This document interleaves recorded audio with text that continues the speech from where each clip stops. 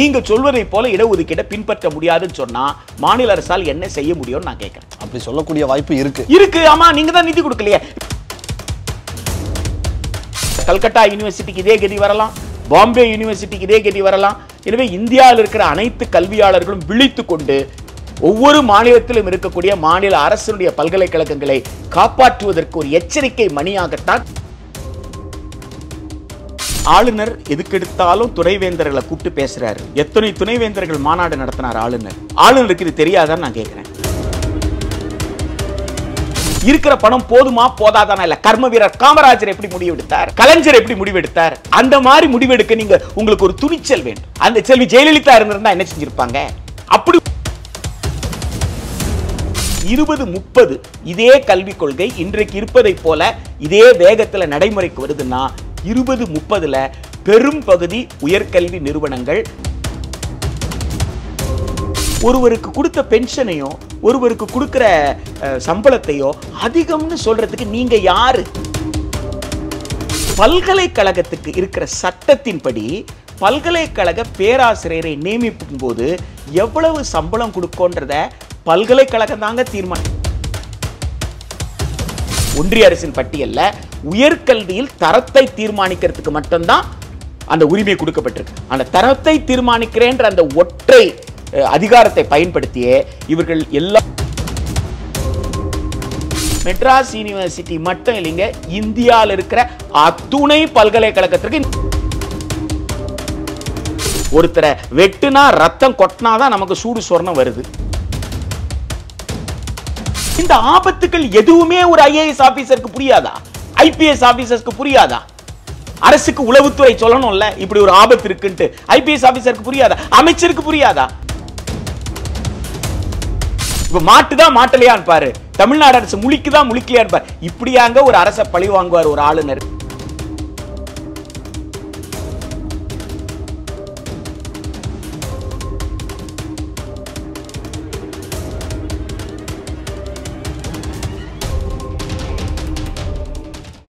அக்காடு voice நேயர்களுக்கு பிரபாகரனின் அன்பு வணக்கம். இன்றைய நிகழ்ச்சியில் நம்மோட இணைந்திருப்பவர் கல்வியாளர் பிரின்ஸ் கஜேந்திர பாபு அவர்கள். வணக்கம் சார். வணக்கம். எப்படி இருக்கீங்க சார்? நல்லா இருக்கீங்க. நல்லா இருக்கீங்களா? நல்லா இருக்கு சார். அரசியல் சூழல் ஒரு பக்கம் போயிட்டு இருந்தாலும் நிறைய அரசியல் விவாதங்கள் அதெல்லாம் நம்ம நேர்காணல்கள்லாம் பார்த்துட்டு இருந்தாலும் கல்வி குறித்த ஒரு ஆழ்ந்த பணியில் நீங்கள் எப்போவுமே ஈடுபட்டிருக்கீங்க. குறிப்பாக இப்போ சமீபத்திய இஷ்யூ என்னென்னா, சென்னை பல்கலைக்கழகத்தினுடைய அந்த நடவடிக்கைகள், பணி பரிவர்த்தனைகள் எல்லாம் கிட்டத்தட்ட ஒரு 10க்கும் மேற்பட்ட வங்கிகள் அவங்க கணக்கு வச்சிருக்கிறதாகவும் அதெல்லாம் முடக்கப்பட்டிருப்பதாகவும், அதாவது நிறுத்தி வைக்கப்பட்டிருப்பதாகவும் சொல்லப்படுகிறது சார். என்ன இஷ்யூ ஆக்சுவலாக சென்னை பல்கலைக்கழகத்தில் நடந்துட்டுருக்கு சார்? கல்வின்றது அரசியல் தான். ஒருத்தர் கல்வி கொடுத்தீங்கன்னா ஜனநாயகம் வலுப்பெறுகிறது. அது எம்பவர்மெண்ட் அரசியல். கல்வியை மறுத்தீங்கன்னு சொன்னால் அது டினையல் அரசியல், ஒருவரை பலவீனப்படுத்துவது. அதனால் ஜனநாயகம் பலவீனப்படும். இவை கல்வி அப்படின்றதே ஒரு அரசியல் தான். சென்னை பல்கலைக்கழகத்தில் நடக்கிறத நம்ம தனித்துலாம் பார்க்க முடியாது. நீங்கள் தேசிய கல்விக் கொள்கை அது விவாதத்திற்கு இருக்கும் பொழுதே 2016 அதோட வரைவுக்கான சில உள்ளீடுகள்னு கொடுத்தாங்க. அந்த உள்ளீடுகள் விவாதத்தில் இருக்கும் பொழுதே அதன் கூறுகள் பல வகையில் நடைமுறைக்கு வந்துக்கிட்டே இருந்தது. 2020 அது அறிவித்த பிறகு அது வேகம் எடுத்து நடைமுறைக்கு வருது. தேசிய கல்விக் கொள்கையினுடைய மிக முக்கியமான கூறு என்னன்னு கேட்டால், அரசு தன்னுடைய உயர்கல்வி நிறுவனங்களில் கோர் ஏரியாவுக்கு மட்டும்தான் செலவு பண்ணும். மற்றதெல்லாம் பல்கலைக்கழகம் தனக்கான நிதியை தானே திரட்டி கொள்ளணும் அப்படின்றது தான் அவங்களுடைய கொள்கையில் அவங்க சொல்லி. கோர் ஏரியாஸ்னால் எதெல்லாம்? அதாவது அடிப்படையான தேவைகள் என்னவோ அந்த அடிப்படையான தேவைகளை பற்றி நாங்கள் கவலைப்படுவோம். மற்றதெல்லாம் உங்களுக்கு தேவையான, திடீர்னு நீங்கள் பேராசிரியர்கள் கூடலாம் குறையலாம், மற்ற ஆய்வுகளுக்கு தேவலாம், இந்த மாதிரி பல்வேறு கல்வியல் சார்ந்த நடவடிக்கைகளுக்கு உங்களுக்கு பணம் தேவைப்படுதுன்னா அதெல்லாம் நீங்கள் தான் திரட்டிக்கணும் அப்படின்ற மாதிரி அவங்க ஒரு மையமான ஒரு அடிப்படையான தேவைகளுக்கு மட்டும்தான் நாங்கள் செலவு செய்வோமே தவிர மற்ற செலவெல்லாம் நீங்களே பார்த்துக்கணும் அப்படின்றது தான் தேசிய கல்விக் கொள்கையை எல்லோரும் எதிர்ப்பதற்கு. இது வரைக்கும் எந்த கல்விக் கொள்கைக்கும் ரிஜெக்ட்னு சொன்னதில்லை, நிராகரிப்போம்னு சொன்னதில்லை. அதில் ஏதாவது ஒரு கூறு சரியில்லைன்னு சொல்லுவாங்க. இந்த கொள்கைக்கு மட்டும்தான் ரிஜெக்ட்னு ஒட்டுமொத்த இந்தியாவிலையும் சொல்கிறாங்க. அது அடிப்படை காரணம் என்னென்னா, அது எல்லா உயர்கல்வி நிறுவனங்களையும் குறிப்பாக அரசு உயர்கல்வி நிறுவனங்களை பலவீனப்படுத்தி வளாகம் இல்லாத படிப்புன்ற அளவுக்கு போகுது. வளாகம்னு ஒன்று இருந்தால் தானே உங்களுக்கு வந்து இடஒதுக்கீடை பற்றி பேசணும். இப்போ வளாகம்னு இல்லைன்னா எல்லாமே ஆன்லைனில் படிக்கலான்னா பிளெண்டட் லேர்னிங்கிறாங்க, கலவை கற்றல்ன்றாங்க. நீங்கள் ஒரு கல்லூரியில் சேருவீங்க, ஆனால் கல்லூரியில் முழு பாடத்துக்கும் நீங்கள் வர வேண்டிய அவசியம் இல்லை. கொஞ்சம் பாடத்துக்கு வந்தால் போகிறோம், மீதி பாடத்துக்கு நீங்கள் கல்லூரிக்கு வராமலே நீங்கள் வந்து படிச்சுக்கலாம். அதுதான் கலவை கற்றல். அதுக்கு தகுந்த மாதிரி பாடத்திட்டத்தை உருவாக்குங்க. முழுசாக 3 வருஷம் கோர்ஸ்னால் 3 வருஷம் வர்றாங்கல்ல கல்லூரிக்கு, அப்படி தேவையில்லை. அதுக்கு தகுந்த மாதிரி பாடத்திட்டத்தை இவ்வளோ விஷயங்கள் அதில் இருக்குது. அதோடு இணைச்சி தான் நீங்கள் பார்க்கணும். சென்னை பல்கலைக்கழகத்தில் 2016 இந்த பிரச்சனை ஓடிக்கிட்டு இருக்கு. லோக்கல் ஃபண்ட் ஆடிட்னுடைய அப்ஜெக்ஷன்ஸ், இன்னும் சொல்லப்போனால் இந்த சிக்கல் 2011 தொடங்குது. 2011 தொடங்கி 2013க்கு பிறகு படிப்படியாக பல்கலைக்கழகத்தினுடைய செலவினங்கள் வந்து குறைய தொடங்குது. 2016 பெரிய அளவில் அரசு தன்னுடைய கிராண்ட் பல்கலைக்கழகத்திற்கு தான் கொடுக்கக்கூடிய, அதாவது மாநில அரசு, தமிழ்நாடு அரசு தான் கொடுக்கக்கூடிய மானியத்தை குறைத்து கொண்டு, இந்த மானியம் பெரும்பகுதி எதுக்கு கொடுக்குறாங்க கேட்டால் கல்லூரி பல்கலைக்கழகத்தின் பேராசிரியர்கள், பல்கலைக்கழகத்தினுடைய ஊழியர்கள், இவர்களுக்கு உண்டான சம்பளம், இவங்களுக்கு உண்டான பென்ஷன், இதுதான் கிராண்ட். இந்த சம்பளத்தை பல்கலைக்கழகத்தினுடைய முதலாளியாக இருக்கக்கூடிய, பல்கலைக்கழகம் யாருக்கு சொந்தம்? அரசுக்கு சொந்தம்.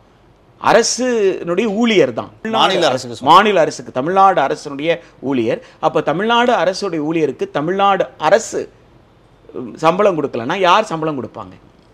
அப்போது இதற்கான மானியம், சம்பளம் தருவதற்கான மானியத்தை அவங்க 2016 குறைச்சிக்கிட்டே வர்றாங்க. என்ன சிக்கல் ஏற்படுதுன்னு கேட்டால், வருமான வரித்துறையினுடைய விதிகளில் ஒரு மாற்றம் இடைப்பட்ட காலத்தில் நடக்கு. அந்த மாற்றம் என்ன சொல்லுதுன்னு கேட்டால், அரசு 51% அதற்கு மேலே செலவு செய்தால்தான் அந்த பல்கலைக்கழகத்தை அரசு பல்கலைக்கழகமாக ஏற்றுக்கொள்ள முடியும்.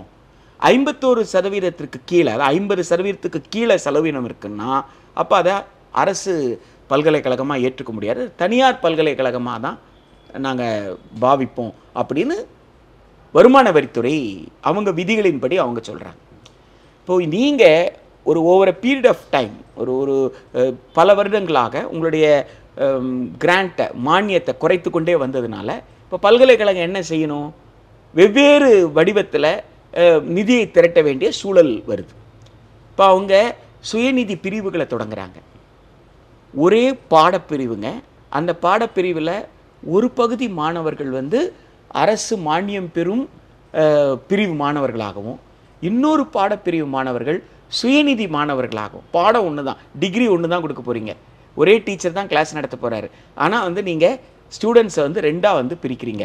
ஏறக்குறைய அந்த சுயநிதி கல்லூரிகளும் பல்கலைக்கழகங்களும் இப்போ மாற தொடங்கிருச்சு. அப்போது இப்போ சுயநிதி பிரிவில் ஒருத்தர் சேர்ந்துருக்கிறாரு அப்படின்னு சொன்னால் அவர் ஒரு பெரிய தொகையை வந்து கட்டணமாக கட்டணும். அதில் 10ல் 1% தான் இவர் கட்டுவார், மானியம் பிரிவில் படிக்கக்கூடியவர்.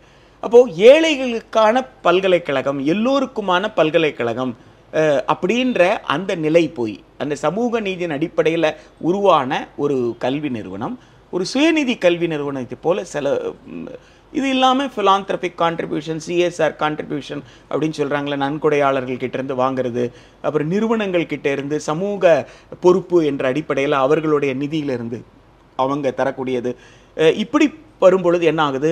அரசினுடைய செலவினம் குறைவு, நீங்கள் மற்ற வகையில் நீங்கள் திரட்டிய பணம் அதிகம்னும் போது உங்கள் கல்லூரியை நான் எப்படி அரசு, உங்கள் பல்கலைக்கழகத்தை நான் எப்படி வந்து அரசு பல்கலைக்கழகமாக நான் பாவிக்க முடியும், உங்கள்ட்ட தனியார் பல்கலைக்கழகமாக தான் பாவிக்க முடியும் அப்படின்னு சொல்லி வருமானத்துக்கு வந்து வரி போடுறாங்க. பல்கலைக்கழகத்தின் வருமானத்திற்கு வரி போடுறாங்க.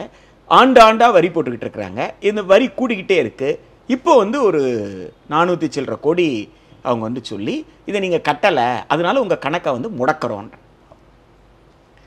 இது ஒரு அறிவுபூர்வமாக பாருங்கள். ஒரு அரசு பல்கலைக்கழகம் ஒன்று, அரசு பல்கலைக்கழகத்தில் நீங்கள் மாணவர்கள்கிட்ட இருந்து கட்டணம் வாங்குறீங்கன்னு வச்சுக்கலாம்.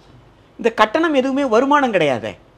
கட்டணம் நீங்கள் எதற்காக பெற்றீர்களோ அதற்காக தான் செலவு செய்ய போகிறாங்க. அப்படி இருக்கும் பொழுது எந்த தலைப்பில் கட்டணம் பெற்றிருந்தாலும் எந்த தலைப்புக்கு பெறப்பட்டதோ அந்த தலைப்புக்குத்தான் செலவு செய்யப்படுமே தவிர அதுல வந்து லாபமே கிடையாது.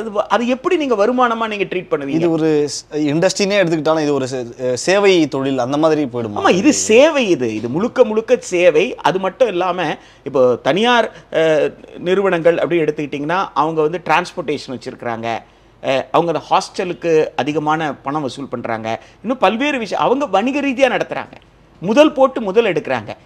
ஆனால் சென்னை பல்கலைக்கழகம் அப்படிப்பட்ட பல்கலைக்கழகம் இல்லையா, அரசு பல்கலைக்கழகம் அப்படி கிடையாது. இதில் கூட தான் விடுதி இருக்குது. விடுதி மாணவர்கள்கிட்ட இருந்து கட்டணம் வாங்கலாம். அந்த கட்டணம் எதுக்காக? மெஸ்ஸு கட்டணம். மெஸ்ஸுக்கு எவ்வளோ செலவு பண்ணுறாங்க, உணவுக்கு எவ்வளோ செலவு பண்ணுறாங்க, அந்த உணவுக்கு செலவு பண்ணுற பணத்தை ஈடு செய்வது தான் அவங்க கிட்ட இருந்து கட்டணமாக வசூல் செய்யப்படுது. ஆனால் அதை எப்படி நீங்கள் வந்து வருமானமாக ஏற்றுக்கொள்ள முடியும்? எனவே வருமான வரித்தினுடைய அணுகுமுறை முதல்ல வந்து இதை வந்து தனியார் பல்கலைக்கழகமாக பாவித்ததே வந்து முதல் தவறு. ரெண்டாவது, சென்னை பல்கலைக்கழகத்த வருமானத்தை நீங்கள் வந்து அதை வருமானமாக பார்த்தது அப்படின்னு சொல்கிறது அது வந்து ஏற்றுக்கொள்ள முடியாதது. ஆக பல்கலைக்கழகத்திற்கு நாங்கள் வந்து பல தாக்கீதுகள் கொடுத்தோம், அவங்க எங்களுக்கு சரியான பதில் சொல்லலை, எனவே நாங்கள் முடக்கிறோம் அப்படின்னு சொல்லி. அப்போ பல்கலைக்கழகம் பதில் சொல்லலைன்னா நீங்கள் யார்கிட்ட போகணும்? நீங்கள் அரசுக்கு தானே நோட்டீஸ் கொடுக்கணும். அரசுக்கு நோட்டீஸ் கொடுத்து அரசு தானே பதில் சொல்லணும். அப்படியெல்லாம் இல்லாமல் கணக்கை முடக்கினால் ஆய்வு மாணவர்கள் நிலை என்ன, பேராசிரியர்களுக்கு சம்பளம், பென்ஷன் கொடுக்கறது, மின்சார கட்டணத்துக்கு பணம் கட்டுறது, இப்படி பல்வேறு விஷயங்கள் முடங்கி போனால் பல்கலைக்கழகமே ஸ்தம்பித்து போகுமே. அப்போ வந்து பல மாணவர்களுடைய வாழ்க்கை, எதிர்காலம் இதெல்லாம் வந்து கேள்விக்குள்ளாகுமே என்பதை பற்றியெல்லாம் கவலைப்படாமல் வருமான வரித்துறை வந்து இந்த வங்கி கணக்கை முடக்கி இருக்கு. நிச்சயமாக இதை ஏற்றுக்கொள்ள முடியும். ஒரு 2 கேள்வி மட்டும் நீங்கள் சொன்ன இந்த விஷயங்கள்ல இருந்து கேட்க விரும்புகிறேன்னா, முதல்ல நீங்கள் சொன்னது மாநில அரசினுடைய கட்டுப்பாட்டில் தான் சென்னை பல்கலைக்கழகம் இயங்கிட்டு வருதுன்னு. நிதி வந்து கொஞ்சம் கொஞ்சமாக குறைக்கப்பட்டிருக்கிறது அப்படின்னா அது மாநில அரசு தான் குறைச்சிருக்கு. ஒரு கேள்வி, ஏன் மாநில அரசு தொடர்ந்து கடந்த சில ஆண்டுகளாக இந்த பல்கலைக்கழகங்களுக்கான அந்த நிதியை வந்து குறைக்கணும்? ஒன்று. இன்னொன்று, நீங்கள் சொன்னது தமிழ்நாட்டில் நிறைய பல்கலைக்கழகங்கள் தமிழக அரசால் இயக்கப்படுது, திருவள்ளுவர் பல்கலைக்கழகங்கள் அப்படின்னு நிறைய பல்கலைக்கழகங்கள் இருக்குது. அப்படி இருக்கிறப்ப சென்னை பல்கலைக்கழகத்தை மட்டும் குறிவைத்து வருமான வரித்துறை வந்து நேரடியாக அந்த மாதிரி முடக்கணும் அப்படின்னா ஏதாவது ஒரு முகாந்திரம் இல்லாமல் இந்த விஷயங்கள் நடந்திருக்க வாய்ப்பில்லை. நாம் என்ன புரிஞ்சுக்க வேண்டியது இருக்கலாம், 2014 திரு நரேந்திர மோடி அவர்கள் ஆட்சிக்கு வந்த பிறகு மானியங்கள் பெரிய அளவிற்கு குறைக்கப்பட்டதுன்றதை நம்ம புரிஞ்சுக்கணும். யூஜிசின்னு சொல்கிற பல்கலைக்கழக மானிய குழு பல்கலைக்கழகத்திற்கு கொடுத்து கொண்டிருந்த மானியங்களை பெரிய அளவுக்கு குறைச்சிருக்கிறாங்க.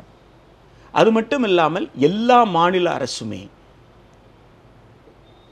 ஒன்றிய அரசு தர வேண்டிய நிதியை தனக்கு முழுசாக தரலை அப்படின்ற ஒரு பெரிய பிரச்சனை. ஆக ஒரு மிகப்பெரிய நிதி சுமையில், குறிப்பாக ஜிஎஸ்டி வந்த பிறகு மாநிலங்களுக்கு இருக்கக்கூடிய நிதி சுமையை மாநிலங்களே சரி செய்ய முடியாது, ஒன்றிய அரசு நிதி கொடுத்தாதான் அப்படின்ற ஒரு நெருக்கடி ஒரு பக்கத்தில் நடக்கு.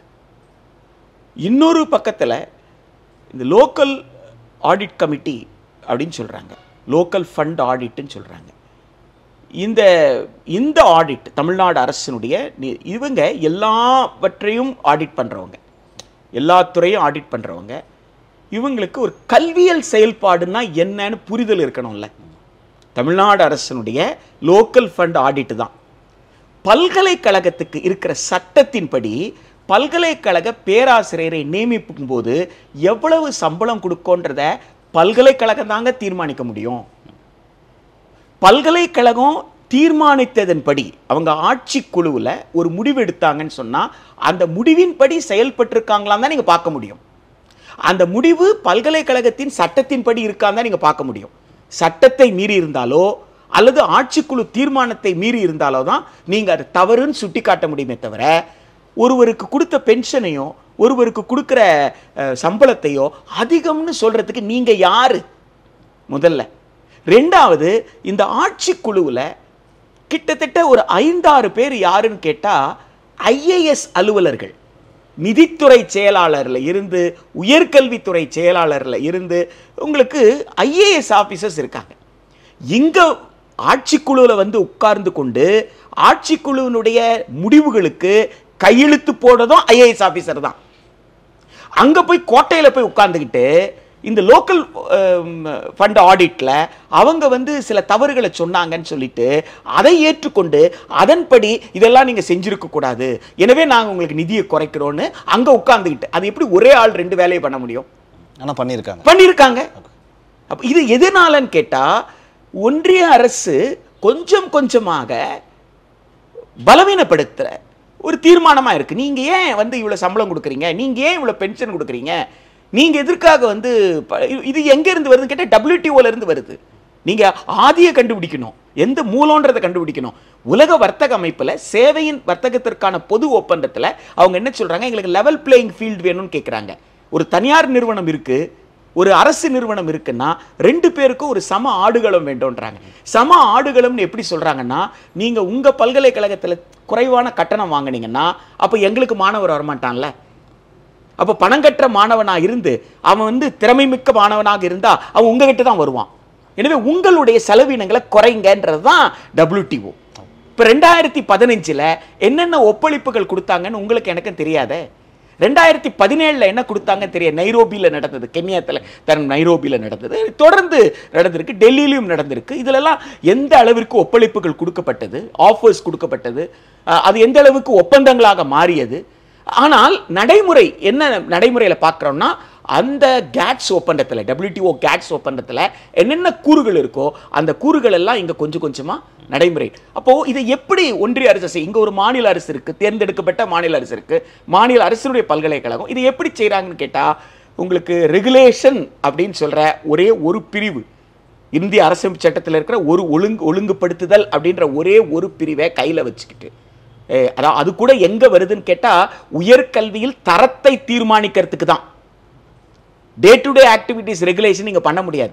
அது என்ட்ரி 66 ஆஃப் லிஸ்ட் 1ல வரிசை 66 பட்டியல் 1ல ஒன்றிய அரசின் பட்டியல்ல உயர்கல்வியில் தரத்தை தீர்மானிக்கிறதுக்கு மட்டும்தான் அந்த உரிமை கொடுக்கப்பட்டிருக்கு. அந்த தரத்தை தீர்மானிக்கிறேன்ற அந்த ஒற்றை அதிகாரத்தை பயன்படுத்தியே இவர்கள் எல்லா ரெகுலேஷனையும் எல்லா ஒழுங்குபடுத்துதலுக்குள்ளேயும் தலையிட ஆரம்பித்தார்கள்.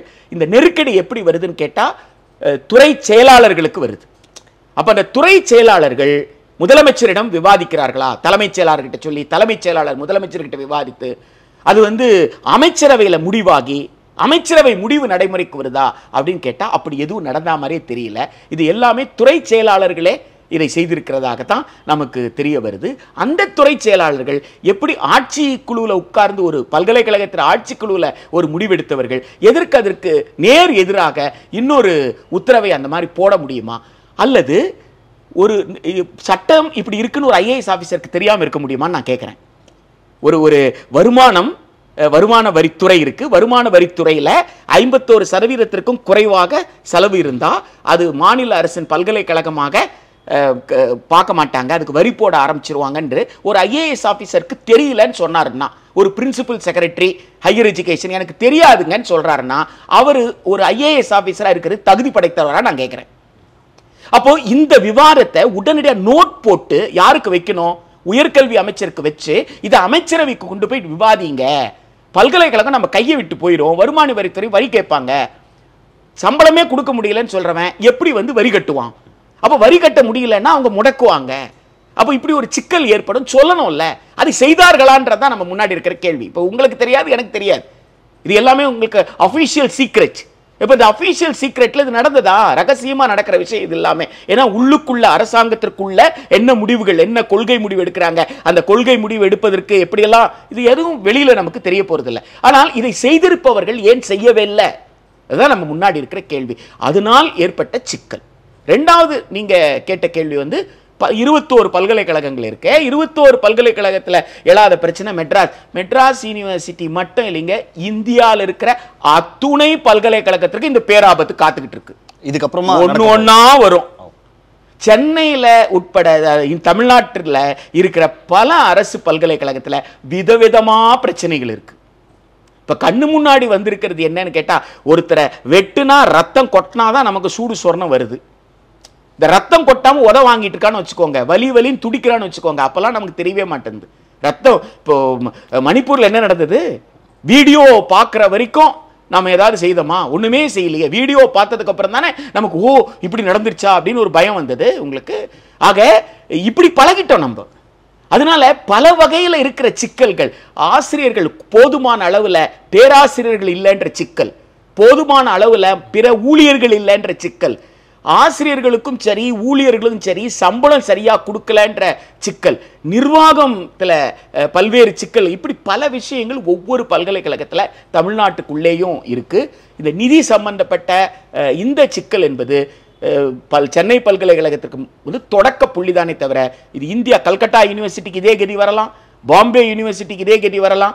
எனவே இந்தியாவில் இருக்கிற அனைத்து கல்வியாளர்களும் விழித்து கொண்டு ஒவ்வொரு மாநிலத்திலும் இருக்கக்கூடிய மாநில அரசுடைய பல்கலைக்கழகங்களை காப்பாற்றுவதற்கு ஒரு எச்சரிக்கை மணியாகத்தான் சென்னை பல்கலைக்கழகத்தில் ஏற்பட்டிருக்கிற சிக்கலை நம்ம பார்க்கணும். மத்திய பல்கலைக்கழகங்கள் மத்திய அரசால் நேரடிய கட்டுப்பாட்டில் இப்போ தமிழகத்தில் திருவாரூரில் இயங்கிட்டு இருக்கு, புதுச்சேரியிலும் ஒரு மத்திய பல்கலைக்கழகம், அந்த மாதிரி ஆந்திராவில், இந்த மாதிரி ஒவ்வொரு மாநிலத்திலும் இருக்குது.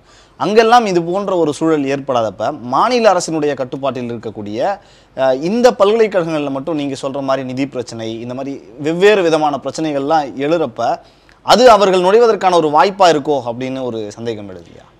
இது மட்டும் என்னங்க, இது வந்து ஆளுநர் எதுக்கெடுத்தாலும் துணைவேந்தர்களை கூப்பிட்டு பேசுகிறாரு. எத்தனை துணைவேந்தர்கள் மாநாடு நடத்தினார் ஆளுநர்? ஆளுநருக்கு இது தெரியாதான்னு நான் கேட்குறேன். அப்போ ஆளுநர் என்ன செய்திருக்கிறாரு? அவர் தானே வேந்தர். தெரிஞ்சுக்கிட்டு மாநில அரசு மாட்டிக்கிட்டு முழிக்கிட்டோன்ட்டு தவிக்க விட்டுருக்காருல்ல. அப்போ இதில் பாதிக்கப்படுறது யாரு? மாணவர்கள் தானே. அங்கே படிக்கிறதுன்னு சேர்ந்திருக்கக்கூடிய மாணவர்கள் தான். அதை பற்றி கவலைப்படல, அக்கறை இல்லைன்றது தானே. ஆக இவர்கள் மத்திய பல்கலைக்கழகத்தையும் தனியார் கிட்ட கொடுப்பாங்கன்றது தான் உண்மை. முதல்ல அவங்க பள்ளிக்கூடத்தில் தொடங்கி கல்லூரி வரைக்கும் அரசு உதவி பெறும் கல்லூரி, அரசு உதவி பெறும் பள்ளிகளை பலவீனப்படுத்துகிற ஏற்பாடு. முதல்ல அரசு உதவி பெறும் அப்படின்னு சொல்ற அந்த ஏற்பாடே இருக்கக்கூடாது. ஒன்று நீ தனியாரா இரு. தேசிய கல்விக் கொள்கை ரெண்டு தான் பேசுது. ஒன்று தனியாரை பேசுது அல்லது அரசை பேசுது. அரசுக்கும் தனியாருக்கும் இடையில இருக்கிற அரசு உதவி பெறும் பள்ளி இருக்குல்ல, அதை பற்றி தேசிய கல்விக் கொள்கை பேசவே இல்லை. தேசிய கல்விக் கொள்கை 2020 பேசவே இல்லை. அப்படின்னா என்ன? ஒட்டு மொத்தமாக அரசு உதவி பெறும் அப்படின்ற கிராண்ட் கொடுக்குற, மானியம் கொடுக்குற அப்படிப்பட்ட நிறுவனங்களை இருக்கக்கூடாதுன்றது தான். முதல்ல எதை காலி பண்ணுவீங்க? அரசு உதவி பெறும் காலி பண்ணுவீங்க. அரசு உதவி பெறுவங்க காலி பண்ணி அதையெல்லாம் சுயநிதியா மாத்திட்டு அதுக்கப்புறம் எங்க வருவீங்க? அரசு கல்லூரிக்கு வருவீங்க. அப்போ மாநில அரசு கல்லூரிகள் கொஞ்சம் கொஞ்சமா போனதுக்கு அப்புறம் மிச்ச மீதி யார் இருப்பாங்க? மத்திய பல்கலைக்கழகம். அது கடைசியா போயிடும். இப்போ ஒரு பெரிய முதலாளி விழுங்க போறாரு. ஒரே நேரத்தில் விழுங்குனா உங்களுக்கு பயம் வந்துடும். எல்லாருமா சேர்ந்து போராடினா தாக்கு பிடிக்க முடியாது. கொஞ்சம் கொஞ்சமா விழுங்குனா, இப்போ கொஞ்சம் கொஞ்சமா விழுங்குற ஏற்பாடு தானே இருக்கு தவிர 2020 தொடங்கின தேசிய கல்விக் கொள்கை 2030 நடைமுறைக்கு 10 ஆண்டு காலம் டைம் கொடுத்துருக்காங்க. அது முழுசா நடைமுறைக்கு வருது. அவங்க ஒரு டைம் டேபிளே கொடுத்துருக்காங்க. 2020 2030 வரைக்கும் கொஞ்சம் கொஞ்சமாக அதற்கு தேவையான கட்டமைப்பை உருவாக்குவது, 2030 2040 வரைக்கும் அது செயல்பட தொடங்குவது, 2040 2050 வரைக்கும் அதனுடைய விளைவுகள் எப்படி இருக்குன்னு பார்க்கறது, 2050 இதை வந்து நம்ம மறுபரிசீலனை, அதாவது ஆய்வுக்கு உட்படுத்துவது அப்படின்னு சொல்லி டைம் டேபிள் கொடுத்துருக்காங்க. இந்த 2020 தொடங்கி 4 வருஷம் ஆயிடுச்சு. இன்னொரு 6 வருஷம் இருக்கு. 2030 இதே கல்விக் கொள்கை இன்றைக்கு இருப்பதை போல இதே வேகத்தில் நடைமுறைக்கு வருதுன்னா 2030 பெரும் பகுதி உயர்கல்வி நிறுவனங்கள் அரசிடம் இருக்காது. பெரும் பகுதி இந்தியா முழுக்க. இந்த ஆபத்து தான் நம்ம 2014 வரைவு காலத்திலிருந்து எச்சரிக்கை கொடுத்துக்கிட்டே இருக்கோம். நீங்க இயல்பா யோசிங்க. சென்னை பல்கலைக்கழகம் தமிழ்நாடு அரசினுடைய பல்கலைக்கழகம் என்பதனால் 69% இடஒதுக்கீடு. தமிழ்நாட்டு அரசினுடைய இடஒதுக்கீட்டு கொள்கை என்ன? பிற்படுத்தப்பட்டவர், மிகவும் பிற்படுத்தப்பட்டவர், சீர் மரபினர் அப்படின்னு சொன்னா பிறப்பின் அடிப்படையில் அவங்க சமூக கல்வி பின்தங்களை கொண்டு அவர்கள் வந்து பிற்படுத்தப்பட்ட மக்களாக, மிகவும் பிற்படுத்தப்பட்ட மக்களாக கருதப்படுறாங்க. இந்த சீர்மரபினர், பிற்படுத்தப்பட்டவர், மிகவும் பிற்படுத்தப்பட்டனர் ஒன்றிய இடஒதுக்கீட்டு கொள்கைக்குள்ள போனா அங்க என்ன ஆகுது? அங்க பிற பிற்படுத்தப்பட்டவர்ன்ற வகை, ஓபிசி, அதர் பேக்வர்ட் கிளாஸ். அந்த அதர் பேக்வர்ட் கிளாஸ்ல என்ன? கிரீமி, நான் கிரீமி, வசதி இருக்கிறவங்க வசதி இல்லாதவங்கன்னு பிரிச்சு நான் கிரீமி ஓபிசிக்கு தான் ரிசர்வேஷன். உங்க வீடு இருக்கா, சொத்து இருக்கா, வருமானம் இருக்கா, வீட்டினுடைய மொத்த வருமானம் எவ்வளவு, இதெல்லாம் பார்த்து நீங்க பிற்படுத்தப்பட்டவரா இல்லையான்னு அங்க தீர்மானிப்பாங்க. ஆக தமிழ்நாடு அரசு பின்பற்றக்கூடிய சமூக நீதியின் அடிப்படையில் இருக்கக்கூடிய இடஒதுக்கீடு என்பது அங்க பின்பற்றப்படல. இப்போ சென்னை பல்கலைக்கழகம் தமிழ்நாடு அரசு பல்கலைக்கழகமா இருக்கிறதுனால இடஒதுக்கீட்டு கொள்கை, தமிழ்நாடு அரசின் இடஒதுக்கீட்டு கொள்கை நடைமுறைப்படுத்துது. 69% உள்ளொதுக்கீடு எல்லாம் சேர்த்து கிடைக்குது உங்களுக்கு. இப்போ நாளைக்கு நீங்க நிதியே கொடுக்கல, நிதியே கொடுக்காத போது, மானியமே கொடுக்காத போது உங்க இடஒதுக்கீட்டை நான் ஏன் பின்பற்றணும்? நான் தரத்தை பற்றி தான் கவலைப்படுவேன். எனவே தகுதியானவர்களைத்தான் நான் பார்க்க முடியுமே தவிர நீங்க சொல்வதை போல இடஒதுக்கீட்டை பின்பற்ற முடியாதுன்னு சொன்னா மாநில அரசால் என்ன செய்ய முடியும்னு நான் கேட்கிறேன். அப்படி சொல்லக்கூடிய வாய்ப்பு இருக்கு. ஆமா, நீங்க தான் நிதி கொடுக்கலையே. இப்ப நீதிமன்றத்துக்கு போகுது, நீதிமன்றம் என்ன கேட்கும்? நீ துட்டு கொடுக்கல, நீ நிதி, அவங்களே துட்டை ரெடி பண்ணிக்கிட்டாங்க. அப்போ அவர்கள் எப்படி மாணவர் சேர்க்கை நடத்தணும் அவங்க தான் தீர்மானிப்பாங்க. நீ யார் தலையிடுறதுக்கு தான் கேட்பாங்க. இப்ப தனியார் கல்லூரி இருக்கு, தனியார் பல்கலைக்கழகம் இருக்கு. தனியார் பல்கலைக்கழகத்தை நீங்க இடஒதுக்கீட்டை பத்தி பேச முடியுமா? இது வரைக்கும் பேசல, நீங்க பேச முடியல. இந்திய அரசமைப்பு சட்டத்தில் அதுக்கு ஒரு வாய்ப்பு இருந்தால் கூட இன்னும் அது நடைமுறைக்கு வரலையே. இப்ப அந்த நிலைமை தானே எங்க வரும்? சென்னை பல்கலைக்கழகத்துக்கு வரும். இந்த ஆபத்துக்கள் எதுவுமே ஒரு IAS ஆபீசருக்கு புரியாதா? IPS ஆபீசருக்கு புரியாதா? அரசுக்கு உளவுத்துறை சொல்லணும்ல இப்படி ஒரு ஆபத்து இருக்குன்ட்டு. IPS ஆபீசருக்கு புரியாதா? அமைச்சருக்கு புரியாதா? ஏன் இந்த சிண்டிகேட்ல மெம்பரா உட்கார்ந்துட்டு இருப்பாங்களே எம்எல்ஏக்கள், அவங்களுக்கு புரியாதா? செனட்ல உட்கார்ந்துட்டு இருக்கவங்களுக்கு புரியாதா? அப்ப சட்டப்பேரவை இப்பதானே முடிஞ்சது. சட்டப்பேரவை முடியும் போது பேரலா இந்த பிரச்சனை ஓடிட்டு இருக்க. அப்ப சட்டப்பேரவையை விவாதித்திருக்க வேண்டாமா? ஏன் விவாதிக்கல? அப்ப எல்லோருமே அக்கறை இல்லாமல் இருந்திருக்காங்கன்னு சொல்லிதானே. எம்எல்ஏக்கள் அக்கறை இல்லாம இருந்திருக்காங்க, அலுவலர்கள் அக்கறை இல்லாம இருந்திருக்காங்க, அமைச்சர்கள் அக்கறை இல்லாம இருந்திருக்காங்க. இப்ப யாருமே அக்கறைப்படல. இதை வேடிக்கை பார்த்து கொண்டு ஆளுநர் இருந்திருக்கிறார். இப்படி ஒரு கூத்து நடக்கு பாரு. இப்ப மாட்டுதான் மாட்டலையான்னு பாரு, தமிழ்நாடு அரசு முழிக்குதான் முழிக்கலையான்னு பாரு. இப்படியாங்க ஒரு அரசை பழி வாங்குவார் ஒரு ஆளுநர்? யாரை பழி வாங்குறீங்க நீங்க? நீங்க மாணவர்களை பழி வாங்குறீங்க, அந்த மாணவர்கள் சார்ந்த குடும்பத்தை பழி வாங்குறீங்கன்ற அக்கறை இல்லாத ஒரு போக்கு இருக்கு பாருங்க. அது மிகவும் ஆபத்தான விஷயமாக நான் ஆளுநர் குறித்து பேசினதுனால நீங்க பேசுறப்ப கூட சொன்னீங்க ஆளுநருடைய தலையீடு அப்படிங்கிறது இருக்கு. ஆளுநர் நேரடியா நிறைய துணைவேந்தர்களுடைய மாநாடுலாம் நடத்தியிருக்காரு அப்படிங்கிறதையும் நம்ம பார்த்தோம். இது ஆளுநருடைய தலையீடு அப்படிங்கிறது இப்போ சமீபகாலமான இந்த ஆட்சிக்கு பிறகு, இதுக்கு முன்னாடி ஆட்சியில் எப்படி இருந்ததுங்கிறத நம்ம பார்க்கறத தாண்டி இப்போ நிறைய ஆளுநருடைய தலையீடு இந்த உயர்கல்வித்துறையில் இருக்கோ அப்படிங்கிறத நம்ம அந்த சட்டமன்றத்தில் கூட சில விஷயங்கள் அப்பொழுதைய அமைச்சர் பொன்முடி அவர்களுக்கும் ஆளுநருக்குமான அந்த சில சைகைகள்லாம் நம்ம பார்க்க முடிஞ்சது. இது ஆளுநருடைய தொடர் தலையீடு அப்படிங்கிறது இந்த பல்கலைக்கழகங்களில் நடக்கிறதுக்கான முக்கிய காரணம் எங்க அந்த ப்ராப்ளம் ஸ்டார்ட்? இந்திய அரசமைப்பு சட்டத்தின்படி நான் ஆட்சி செய்வேன் என்று சத்தியப்பிரமாணம் எடுத்துக்கொண்டவர் தான் ஆளுநர். இந்திய அரசமைப்பு சட்டத்தின்படி அவருக்கு என்ன பொறுப்புன்னா வழிகாட்டும் பொறுப்பு தானே, தலையிடும் பொறுப்பு இல்லை. வழிகாட்டும் பொறுப்புன்றது தான் இது. பல்கலைக்கழகத்தில் நிதி பிரச்சனை இருக்கு, நீங்க மானியம் கொடுக்காம இருக்கிறீங்க, நீங்க மானியம் கொடுங்க அப்படின்னு அட்வைஸ் பண்ணியிருந்தாருன்னா ஆளுநர் தனக்குண்டான பொறுப்பை நிறைவேற்றினார்னு சொல்லலாம். ஆனால் ஆளுநர் தனக்கு கொடுக்கப்பட்ட அந்த பொறுப்பை நிறைவேற்றாமல் அவர் தேசிய கல்விக் கொள்கை 2020 பிரச்சாரகராக மாறிட்டார், புரோபகண்டா செக்ரட்டரியா மாறிட்டார். தேசிய கல்விக் கொள்கையை நடைமுறைப்படுத்துங்கள்.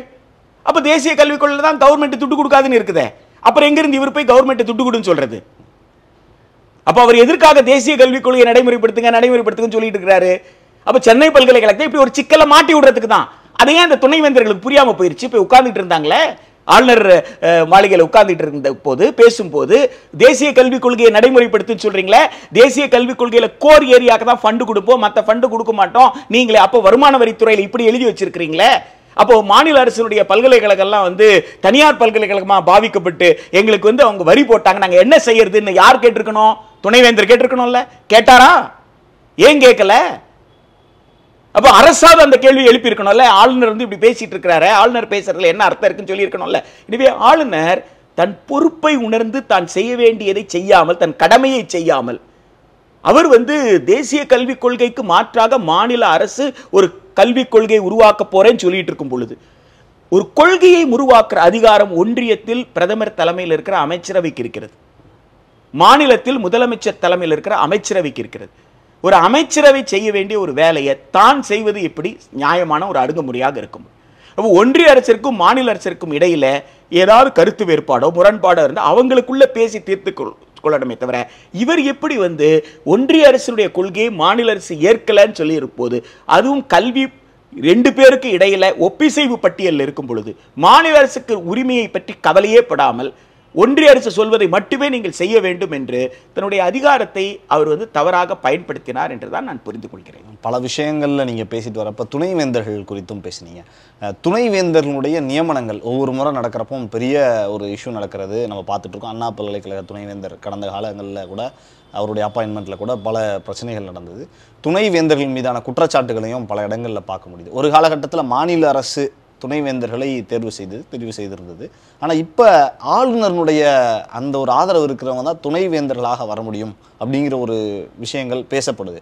அதில் ஏதாவது உண்மைத்தன்மை இருக்கா? ஏன்னா சமீபத்தில் திருவள்ளுவர் பல்கலைக்கழகங்களில் கூட துணைவேந்தர்கள் அந்த மாதிரி நியமனம் ஒரு 3 துணைவேந்தர்கள் நியமித்தாங்க. இவங்க எல்லாமே பாஜக ஆதரவு பெற்ற துணைவேந்தர்கள் அப்படிங்கிற குற்றச்சாட்டும் சமூக ஊடகங்களில் நம்மளால் பார்க்க முடியுது. அந்த மாதிரியான தலையீடுகள் ஏதாவது இருக்கா சார்? கருத்தியல் ரீதியாக தாங்கள் முன்வைக்கிற RSS சித்தாந்தத்தை நடைமுறைப்படுத்தக்கூடியவர்கள் அப்படின்றத அவர்கள் கண்காணித்து, நீங்கள் என்னதான் 3 பேர் கொண்ட பட்டியலில் தான் ஆளுநர் தயார் பண்ணுறாருன்னு கூட அந்த 3 பேர் பட்டியலில் இந்த கருத்தியல் உடன்படுறவங்க இருக்கிறாங்களான்னு பார்த்து தான் நியமிக்கிறாங்க. அந்த தத்துவத்தில் நீங்கள் ஈடுபாடு கொண்டவர்களாக இருந்த பிறகு சமூக நீதியின் பற்றிய பார்வையே உங்களுக்கு இருக்காது. சமூக நீதியை பற்றி எந்த விதமான அக்கறையும் வந்து உங்களுக்கு இருக்காது. அந்த சிக்கல் தான் இங்கே பெரிய சிக்கல். துணைவேந்தராக வரக்கூடியவர்களை யார் நியமித்தாலும் சரி, அந்த துணைவேந்தர் என்பவர் அந்த துணைவேந்தருக்கு உண்டான கண்ணியத்தோடு நடந்து கொண்டார்களான்றது. உங்களுக்கு வந்து செனட் மீட்டிங் நடக்கணும், சிண்டிகேட் மீட்டிங் நடக்கணும் அப்படின்னா சிண்டிகேட் மீட்டிங்கை யூனிவர்சிட்டி கேம்பஸில் நடத்துங்க. யூனிவர்சிட்டி ஒரு ஹாலே இருக்கு, செனட் ஹால்னு ஒரு ஹாலே இருக்கு சென்னை பல்கலைக்கழகத்தில். வர சொல்லுங்க முதன்மை செயலாளரை. முதன்மை செயலாளர் வந்து கோட்டையில் உட்காந்துட்டு இருக்காருன்றதுனால கோட்டையில் ஏன் நீங்கள் வந்து சிண்டிகேட் மீட்டிங்கோ செனட் மீட்டிங்கோ நடத்துறீங்க? ஏன் துணைவேந்தர் இங்க இருந்து கோட்டைக்கு டிராவல் பண்ணி போறாரு? ஒரு பிரின்சிபல் செக்ரட்டரி ஏன் வந்து ஒரு துணைவேந்தரை சந்திக்கிறதுக்கு கோட்டைக்கு ஏன் கூப்பிடுறாரு?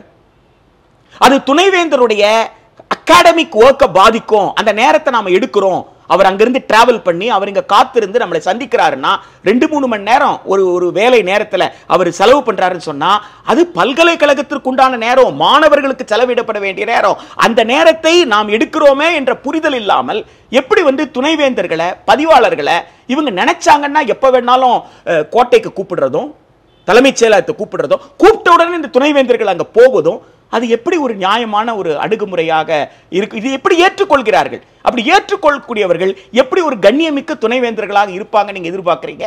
பிரதமர் தொலைபேசியில் அழைத்து ஒரு விஷயத்தை சொன்னா கேட்க முடியாதுன்னு சொன்ன ஒருவர் 25 வருஷம் சென்னை பல்கலைக்கழகத்துக்கு துணைவேந்தரா இருந்திருக்கிறார்.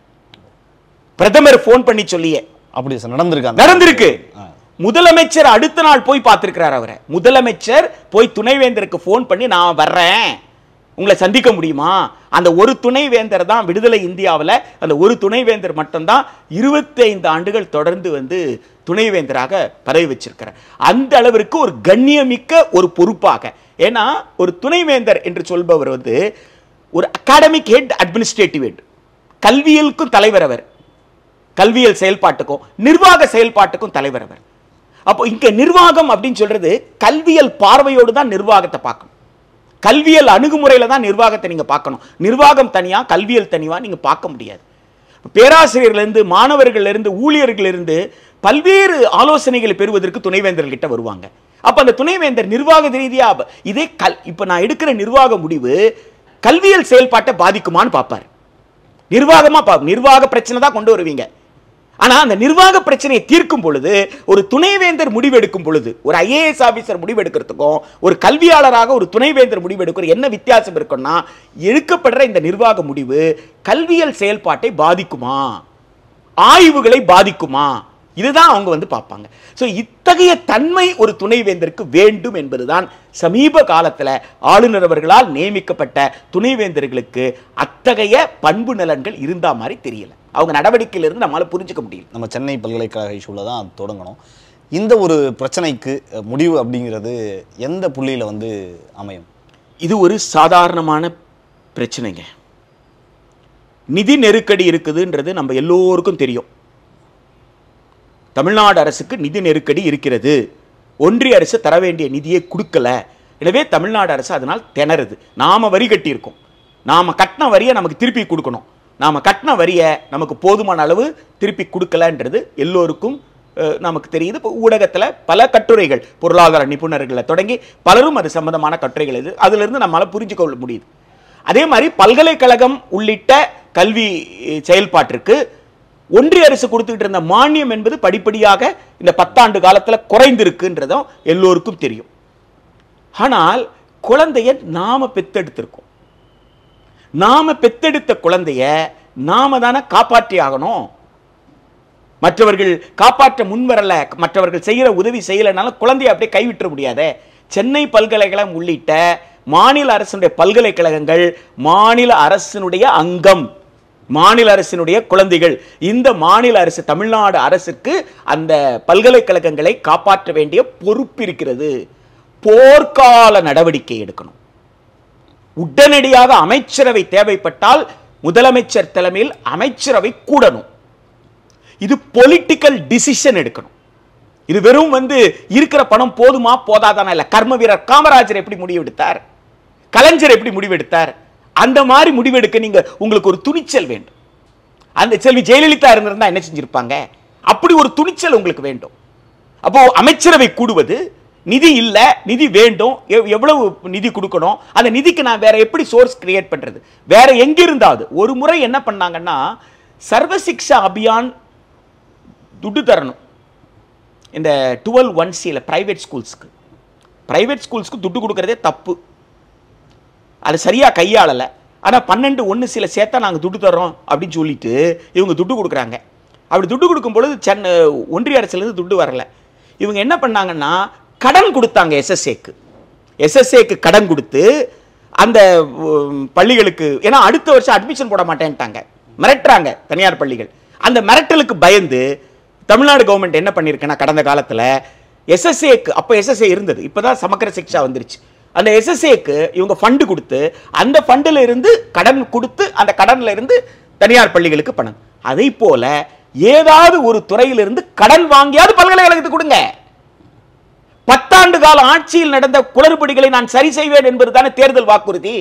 அப்ப சரி செய்ய வேண்டிய பொறுப்பு இருக்குல்ல. இது நீங்க உருவாக்கின சிக்கல் இல்ல, நேற்று முளைத்த சிக்கல், 10 ஆண்டு கால சிக்கல்.